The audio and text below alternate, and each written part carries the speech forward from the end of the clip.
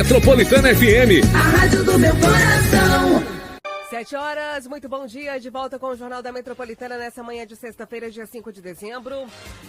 Um caso grave ocorrido em Manaus gerou grande repercussão em todo o país. Um menino de apenas 6 anos morreu após receber uma prescrição errada de adrenalina diretamente na veia durante atendimento hospitalar. Para falar sobre esse assunto, converso agora com Felipe Villanova, advogado, especialista em direito médico e professor universitário. Doutor Felipe, muito bom dia, bem-vindo ao Jornal da Metropolitana. Bom dia, Ellen, bom dia a todos os ouvintes. Prazer estar aqui com vocês. Muito obrigado pelo convite para falar de um tema, né, tão difícil, né? Principalmente para mim também, que sou pai de uma criança de 6 anos, é bem complicado, mas, enfim, temos que abordar o tema, né? Como o senhor bem disse, principalmente para quem é pai, quem precisa ali levar seu filho para o médico, é um assunto extremamente difícil, porque a gente fica se colocando no lugar, né, e pensando, poderia ter acontecido comigo. Exatamente. Doutor, quais são os principais tipos de responsabilidade que podem recair sobre um profissional de saúde em casos de erro médico? Vamos lá. A responsabilidade, ela se dá de 3 formas, né? Um médico que comete um erro médico, ele pode ser responsável tanto civilmente, na responsabilidade civil, como ser responsável penalmente e também respondendo no conselho de ética, né? Então, de um ato somente, a gente pode ter essas 3 responsabilidades. Então, é uma coisa realmente muito séria. A medicina precisa ser levada muito a sério, porque uma conduta apenas pode ensejar essas 3 responsabilidades, né? E no caso de Manaus, especificamente, a médica responde por homicídio doloso. Isso. Em que situações um erro médico pode ser enquadrado como doloso e não apenas como negligência, imprudência ou imperícia? Vamos lá. Para você aferir uma culpa, né, de um médico, você precisa provar esses 3 elementos que você colocou agora, né? Prudência, negligência e imperícia, né? O dolo é a intenção de cometer, né, um determinado ato. É muito semelhante ao direito penal também, tá? Quando eu falo de homicídio doloso, eu estou inferindo, eu estou dizendo que aquela pessoa teve a intenção de matar, tá? No culposo não, no culposo eu ajo exatamente, né, nessas 3 esferas, né, com negligência, imprudência ou imperícia. Eu não quero produzir o resultado, tá? Mas ele acaba acontecendo por conta de uma falha minha, por conta de negligência, uma imprudência, uma imperícia, né, uma falta de técnica, né, que é a imperícia, né? No caso da médica, né, o delegado a indiciou por dolo. Aí você pode até me perguntar, mas ela teve a intenção de matar a criança? Olha, a intenção do dolo direto, não. Ela não agiu para matar a criança, né? Só que o delegado, ao que parece, indiciou exceto a médica, né, por um dolo que é chamado de dolo eventual. É uma espécie de dolo que existe lá no direito penal. É quando eu assumo a responsabilidade pelos meus atos, que eu pratico um ato sem intenção de produzir aquele resultado, mas eu sei que eu posso produzir aquele resultado, mas eu dou de ombros, né, e vou à frente, né, e assumo o risco, né, de produzir esse resultado. Então foi nessa espécie de dolo, provavelmente, que o delegado a indiciou, né? Vamos ver se o Ministério Público vai encampar essa tese ou não.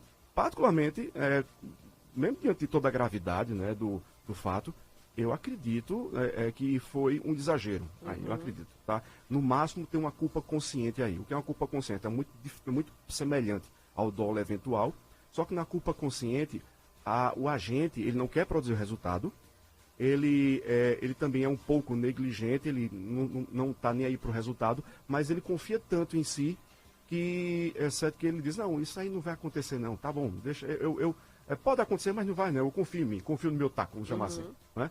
E aí, mas ele não quer produzir o resultado também, nem dar de ombros, né, para o resultado. Ele é uma culpa consciente e aí eu acredito que poderia sim, mas dolo eu acho que ser um pouco exagerado. Mas vamos ver, vamos esperar, né, o julgamento, né?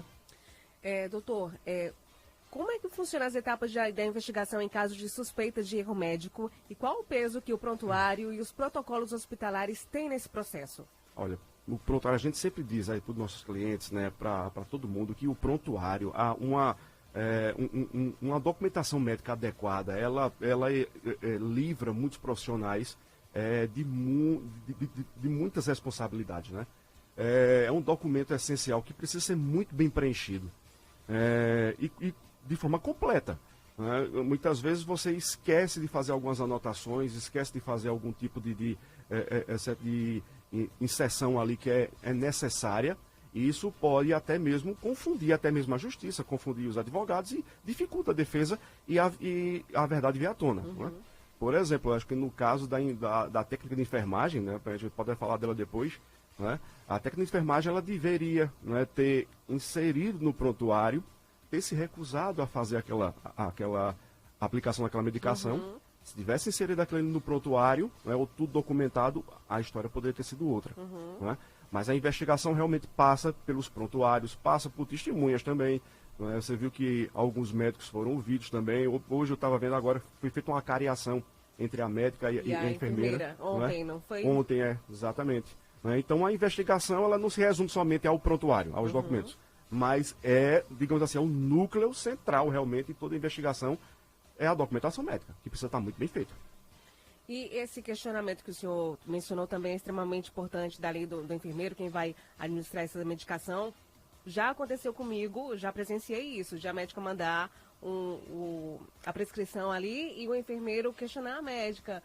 Doutora, a senhora prescreveu desse jeito, mas se a gente fizer dessa forma, não pode ser também, doutora? Não vai agilizar? Aí a médica reconheceu isso, pode, então faça assim dessa forma. Exato. Teve esse questionamento que também deveria ter acontecido. Exatamente. Veja, a gente precisa quebrar com essa ideia de que o médico, ele não erra. O médico erra, o médico é ser humano, não é como qualquer outro.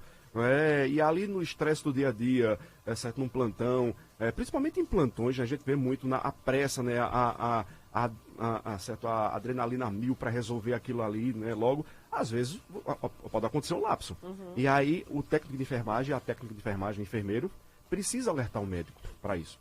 Inclusive, né, eu estava até conversando com o Wesley, dizendo para ele, olha, eu acho que na situação dessa certo, do caso do Benício, né, a técnica de enfermagem ela pode se complicar muito, Ellen, perdão. Porque no Código de Ética da Enfermagem, né, é uma resolução, salvo engano, é 546 do COFEN, né, que é o Conselho de Enfermagem. Né, diz lá no artigo 46, dizendo que é obrigação do enfermeiro, né, do técnico de enfermagem, alertar o médico e se recusar a aplicar aquela medicação. E registrar no prontuário. Olha, não vou aplicar, doutor, isso aqui acho que está errado, né? Eu estou registrando o prontuário, comunica a um outro superior, né? E não faz a administração. E aí, como ela provavelmente, pelo que se tem de notícia até agora, ela não fez isso pode complicar para ela, mas vamos esperar as investigações. A gente já está no plano das hipóteses, né? Isso, tem muita coisa para ser analisada ainda, está só no começo. Exato. Né? E infelizmente um erro que cobrou com a vida de uma criança. Exato, felizmente. Doutor, que medidas de segurança poderiam evitar esse tipo de erro, especialmente atendimentos pediátricos? O senhor já mencionou aí a questão de estar tudo protocolado, de estar tudo certinho e de questionamentos caso haja alguma desconfiança. Certo. Os cuidados que se devem ter são cuidados, além dessa documentação que você falou, não é, Helene? Existe também a necessidade dos profissionais estarem bem atualizados. Existe a necessidade do profissional estar atento. Eu sei que o ambiente hospitalar, como eu te falei, né, anteriormente, é um ambiente, em grande parte das vezes, estressante. É um ambiente onde todo mundo está ali correndo, às vezes, né, tentando resolver, atender um ou outro. Mas a atenção, o treinamento precisa ser constante, não é, para que esse tipo de erro não ocorra. Erros fazem parte da nossa vida, nós somos seres humanos, como eu falei.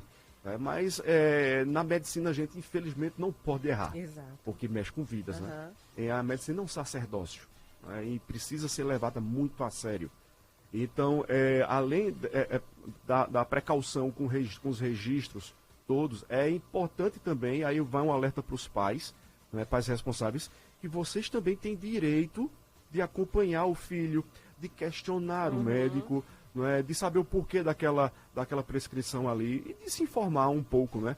Nessa história da adrenalina, né, a gente conversa com pessoas que não têm formação médica, né?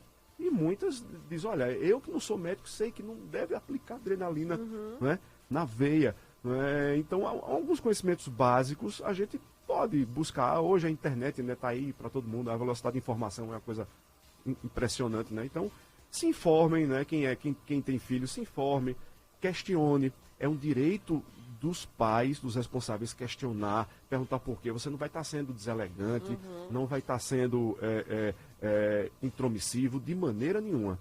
Você precisa de informações. Né? A lei te garante isso. Aí acho que essa é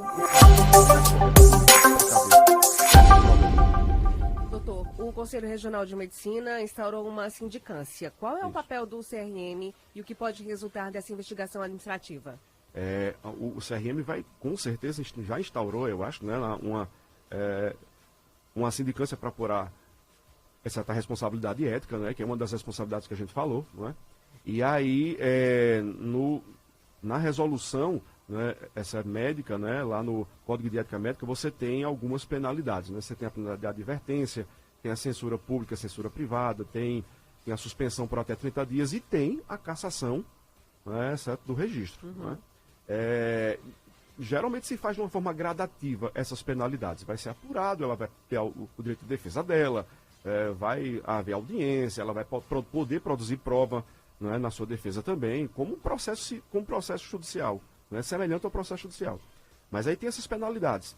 E aí, por mais que se tenha uma tentativa de gradação dessas penas, advertência, censura, suspensão e cassação, em casos extremos, como é esse do Benício, né, a penalidade máxima pode ser aplicada, que é a cassação, né, do registro. A polícia pediu a prisão da médica, mas a justiça concedeu habeas corpus preventivo. Por que, em casos de erro médico, a prisão raramente é aplicada antes do julgamento?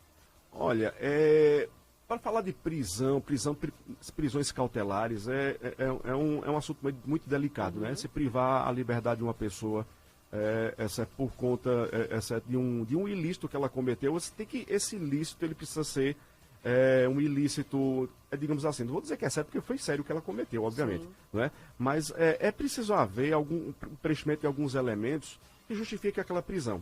Veja, por exemplo, vamos imaginar uma situação hipotética. Essa médica, ela vinha cometendo erros um atrás do outro, documentados e tal. Pelo que a gente sabe, não. Então, decretar uma prisão por conta disso, né, fica um pouco, né, ainda fora do contexto. Né? Ela tem risco de fuga, ela está atrapalhando as investigações. Uma prisão cautelar, ela serve para isso, para proteger a instrução do processo. Tá? Ela não pode servir agora como uma pena para você já cumprir uma pena pré-julgando a pessoa sem dar o contraditório pela defesa. Tá? Então, acho que nesse contexto é que foi concedido o habeas corpus, porque ela não oferece risco à instrução penal e não, pelo que a gente sabe, não está oferecendo risco a outras pessoas. O que pode haver desde já é uma interdição pelo conselho.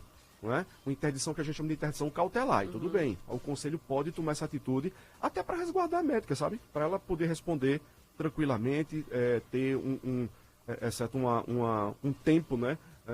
Para pensar, para estruturar sua defesa e para apurar os fatos.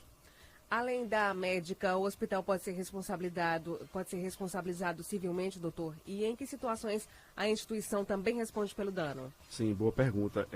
O hospital, veja, a relação médico-paciente é uma relação de consumo, e a relação com o hospital também, tá? O que é que a jurisprudência, o que é que as decisões judiciais dizem hoje, tá? O hospital, ele é responsável, né, objetivamente. Como assim objetivamente? Eu não vou perguntar se houve culpa do médico, se houve uma negligência, imprudência, imperícia para responsabilizar o hospital. Quando? Quando os serviços do hospital eles causam dano. Que serviços são esses? É o serviço de hotelaria, é o serviço de alimentação, é o próprio serviço de enfermagem. Por exemplo, vamos lá, eu vou fazer uma cirurgia, estou lá na maca e a maca quebra, eu caio, quebro um braço, tem um dano. Aqui, é um equipamento do hospital. Então, o hospital teve o dano, comprovei o nexo de causalidade, hospital responsável. Tá? Não tem que se perguntar se houve culpa, negligência por desperícia. Né? O hospital é responsável. No caso de erro médico, né, o que é que o STJ, por exemplo, tem dito? Tem dito que, nessa circunstância, o erro médico, a culpa do médico tem que ficar comprovada. Ele tem que ter agido com negligência, ou imprudência, ou imperícia. É só explicando rapidamente o que é isso para o ouvinte entender, né?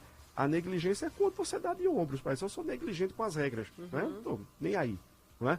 A imprudência é que eu estou avançando aqueles limites. Eu sei que eu posso ir até aqui, mas eu ultrapasso esse limite e também dou de ombros. É como se eu estivesse andando numa autoestrada a 100 km por hora, quando devo estar em 80. Então, estou sendo imprudente, né? Estou assumindo um risco. E a imperícia é a falta de técnica.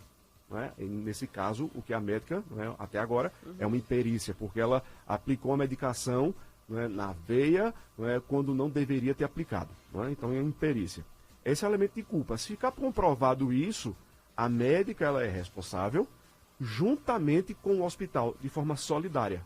Então, tanto a família do menino pode processar os dois em conjunto ou escolher um ou outro. Geralmente se escolhe os dois, né? Porque você bota os dois no mesmo processo e aí você tem uma responsabilidade solidária e o juiz vai lá fixar a responsabilidade de cada um. Mas eles dividem a responsabilidade aí. Quanto tempo, em média, processos de erro médico costumam levar até uma decisão definitiva? Depende muito, Ellen. Num processo como esse, as pessoas também envolvem a técnica de enfermagem.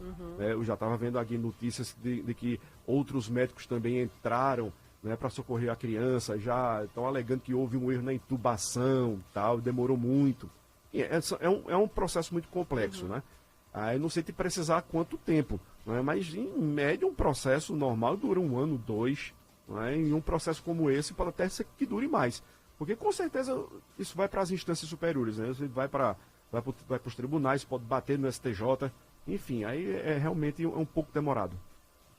Doutor, em caso de suspeita de erro médico, você está ali, tem aquela desconfiança, a gente consegue fácil esses protocolos, essa documentação? Como é que a gente faz para conseguir ter acesso a isso? Tem que ser por ordem judicial? Como? Faz um boletim? Não precisa de ordem judicial, porque o prontuário é propriedade do paciente ou do seu representante legal. O hospital, a clínica, ele só detém a guarda. Se o hospital, por exemplo, a clínica está retendo isso, 2 caminhos a fazer. Um é comunicar ao conselho, tá? E você pode comunicar ao Ministério Público também, se for o caso. Ou então, aí você vai precisar de uma ordem judicial. Se vocês estiverem negando, realmente, entrar com um pedido cautelar, né, para a exibição desse documento, né, para que eles forneçam. Mas é direito do paciente ter acesso a esse prontuário. É dele. O prontuário é dele. O hospital só guarda, a clínica só guarda. Mas em qualquer momento que eu precisar ter acesso a esse prontuário, eu preciso ter acesso a esse prontuário. Esse acesso não pode ser dificultado? Não pode ser dificultado. Doutor, muitíssimo obrigado pela participação no Jornal da Metropolitana, por todas as informações. Eu desejo um dia excelente para o senhor. Eu que agradeço mais uma vez a oportunidade. Muito obrigado. Foi um prazer estar aqui com vocês. Sempre precisarem, estou à disposição. Nós que agradecemos e até a próxima oportunidade. Até a próxima. Obrigado. Conversei nessa manhã com o Felipe Villanova, advogado.